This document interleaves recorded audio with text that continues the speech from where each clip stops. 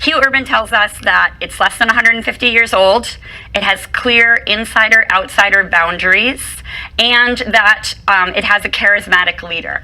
In general, scholars of new religious movements agree that new religious movements have a charismatic leader.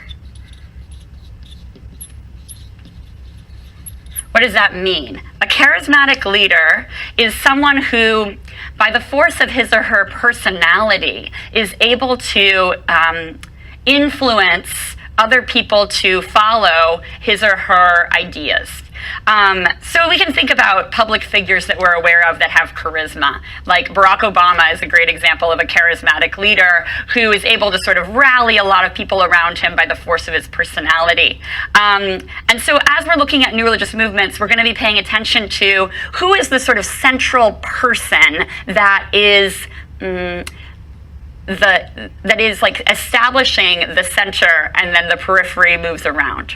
And we'll be also debating whether this characteristic applies to all new religious movements. A second characteristic of new religious movements is that they have roots in a traditional religion.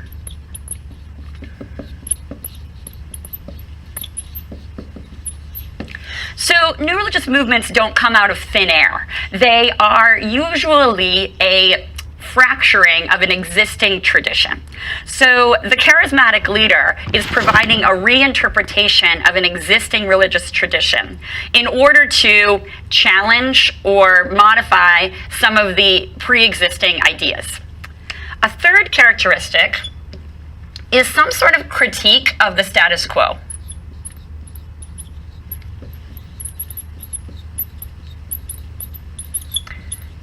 Obviously, if the charismatic leader was satisfied with the status quo, he or she